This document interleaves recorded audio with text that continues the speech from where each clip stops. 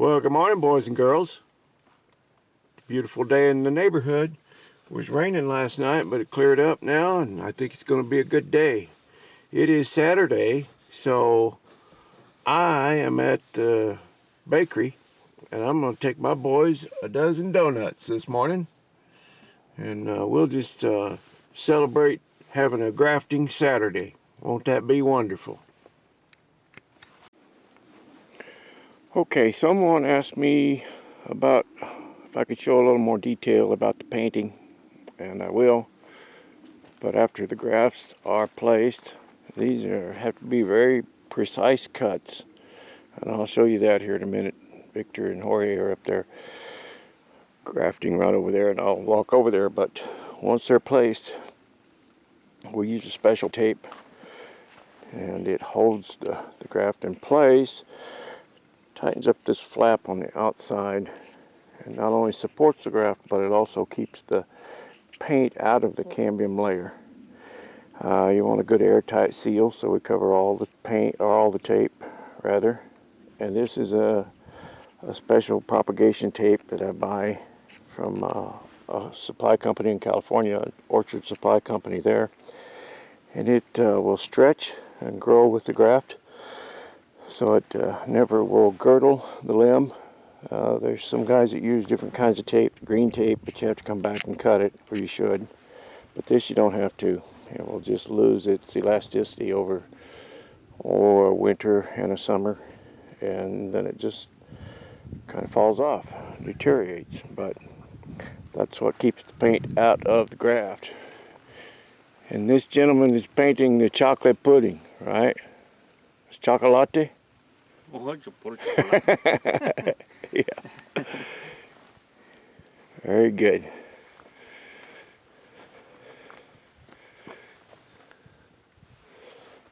Mira, este corte necesita poquito más pintura, por favor. Okay.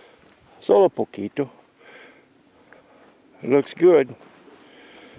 Thank you. It's a good job.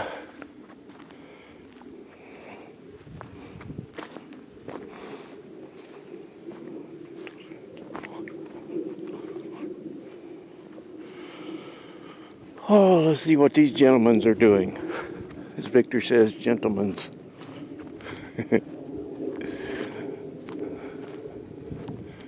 Boy, somebody did a nice job with chainsawing these trees. Somebody did a really good job with the cut down on this. I wonder who that was. Could have cut that one a little shorter though, huh, Victor?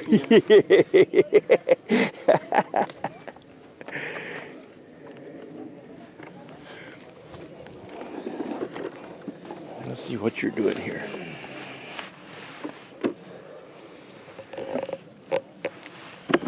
Those cuts have to be so straight. If there's any kind of a little scoop in the cut, and it could leave a little air pocket right where you're crossing the cambium. And boy, you gotta know where that cambium is on these cherries. You have to go deep, don't you, Victor? Mm-hmm. Way down there to get inside that thick bark.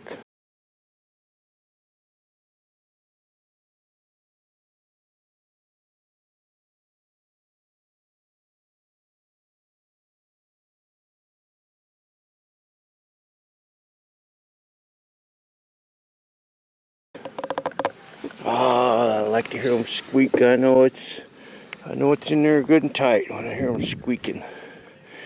You know, when we're grafting grapes, vineyards in California, we used to do 300-400 acre jobs was common, and we've done thousands of acres over the years. But going down the row, you can tell what's going on by listening to the crew. You hear the signs squeaking when they go in, and you hear that tape snapping and popping. You know they're getting it tight. You can tell a lot by listening, huh, Victor? Mm-hmm. I can tell if a knife's sharp by listening to the cut.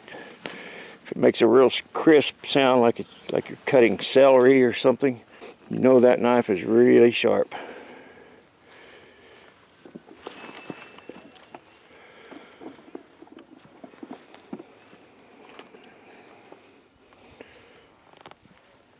Well, Victor, I think I've done all the damage I can do. I got your wood cut for the whole day. Okay, yeah. And there's your 2 buckets there, and then I got a huge bag over there. Yeah, okay. All right, well, you'll be out here early. And I'll see you tonight. And you go to the cruise in with me? Mm-hmm. All right, sounds good. It's a date, buddy. Good date. If I have to stop. Yeah, okay, even if you have to stop working. No. You'll finish this early. Bye, George.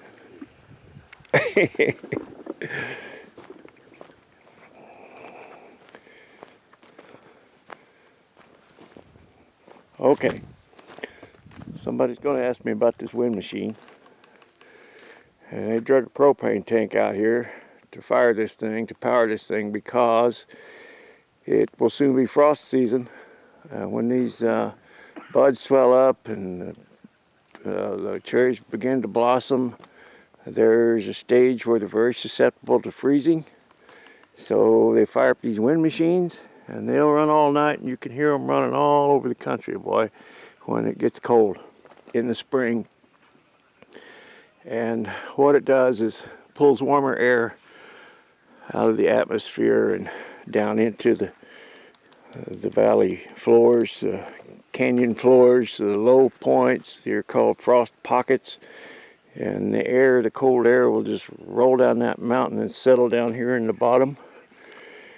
By introducing warmer air from the upper layer and mixing it with this cold air in the very bottom, you can raise the temperature out here in the orchard. And sometimes all it takes is 2 degrees to save the crop. Just by bringing up a little bit can make the difference between making money or losing your whole crop. So they're very they're vigilant about this frost control. They sometimes use water, run sprinklers in the spring if they have permanent irrigation systems, which all the orchards do now. Here's your little sprinklers out here, and they can run water out here, and that will also raise the temperature a little bit. And my friend George, the Shade Tree Fix-It Man, had asked me about these spreaders, and this is not a real good example.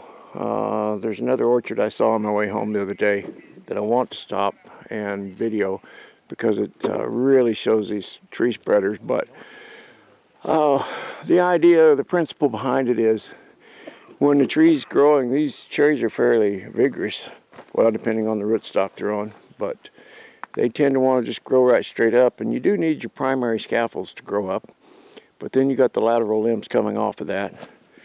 And these limbs, if they're allowed to grow straight up, all the energy goes to the top. It's called apical dominance, and all the energy goes to the top, and then it just wants to grow wood instead of fruit.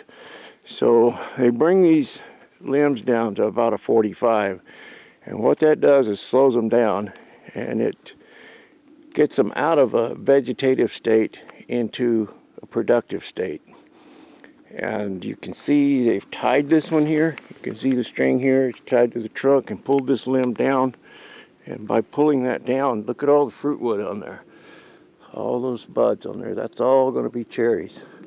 Handfuls of them hanging off of there. This tree will be loaded with fruit. And I will come back later. Somebody asked me. I will come back and look at the grafts later and show you the progress and what they look like after they begin to grow.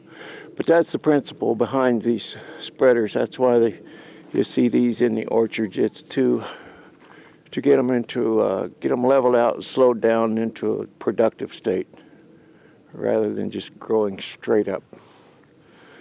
Okay, it's about, I don't know, 11:15 or so, and I got the wood cut for the whole day, and I'm going to sneak out of here. Go play in my toy box for a while. You think I should wash my truck, Victor? Yeah, yeah. Man, this got some sticky stuff up here. Now I know that video yesterday was way too long, and I apologize for that. This one I'm going to keep shorter. I just wanted to video a little bit of the scenery and the lay of the land here, and some of this guy's orchard. He's got a lot of orchard, and it's a beautiful orchard. He's a good farmer. Everything's really neat and clean, and I know that he will take care of the grafting. When you go to look at a grafting job, and if the guy's, you know, farming around old broke down tractors out in the orchard and kind of mowing around them, and you kind of get an idea of how he takes care of things, and you have to be kind of careful about who you do work for, because you can do your best work and they can screw it up in a heartbeat. So this guy's really good to work for. He's got a nice clean operation. There's another wind machine down there. You can see that low area. That's where the cold air is going to settle. And then there's two more wind machines of different type that I'm going to show you over here. And then I'll shut up and let you guys get on with your day, and I'll get on with mine. I sure do appreciate you guys watching these videos, and I hope that there's some information in them you can use. This is their landing. This is their loadout area. They bring the cherries, they haul the cherries in with the tractors and trailers, usually little four bin trailers. Little 4-bin trailer. Pulled through the orchard.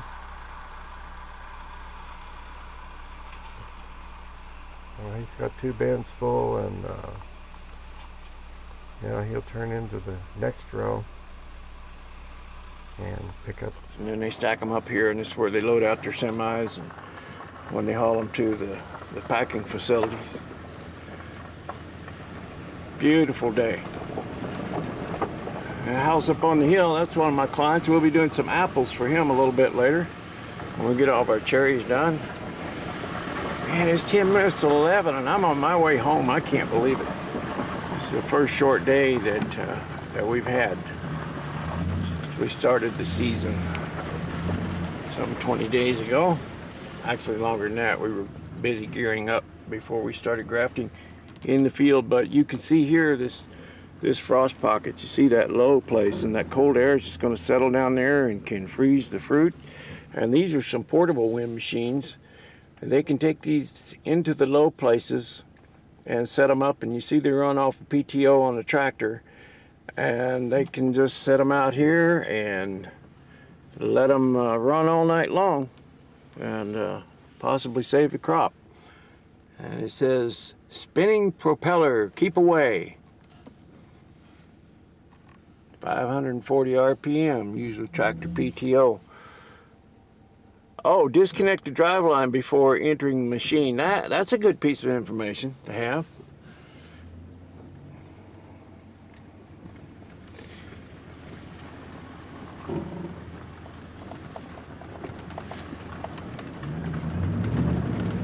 It's just slimy up here. This old caliche, boy, it's slick when it gets wet. When it's wet, you can't stand up on it. When it's dry, you can build houses out of the bricks.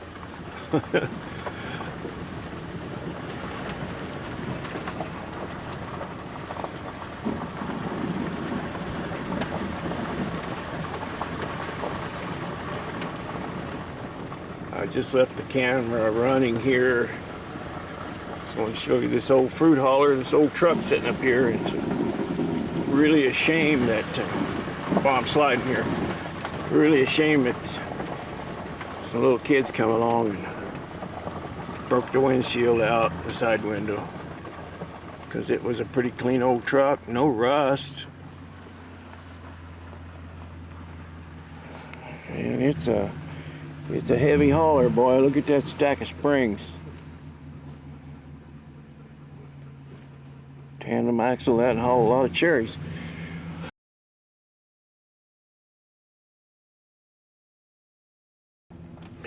Oh, Victor.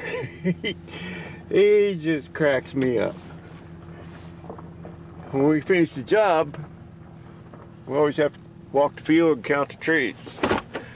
I told him a while ago. I said, well, Victor, I was going to count these trees for you, but I don't want to. And he laughed and he said, you know the difference between you and me? I go, what's that? He said, I don't want to either, but I have to. See, that's right. That's right, you have to, and I don't. Oh, he's such a good guy. I shouldn't be so mean to him, huh? No, I'm not mean to him. I'm pretty good to him. Okay, I'm out of here again. I'm leaving. I'm quitting this job the second time today. Oh.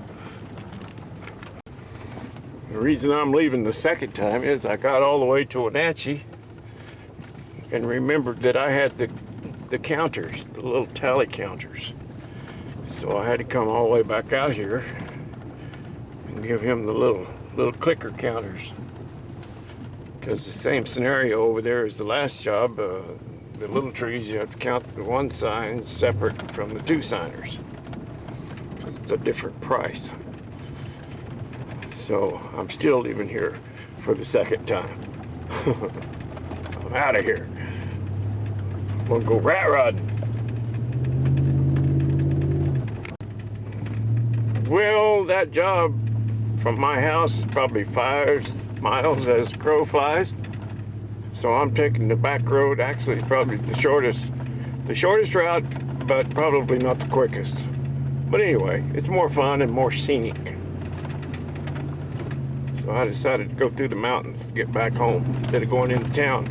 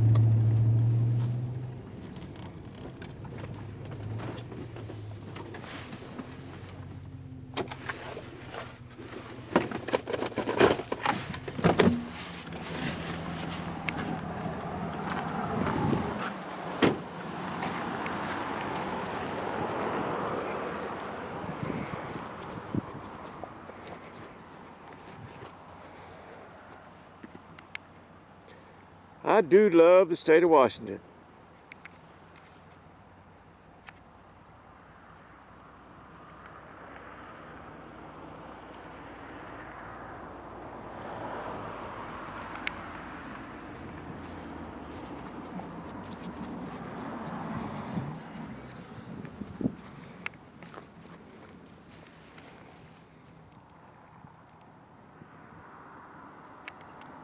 There's Ken's place.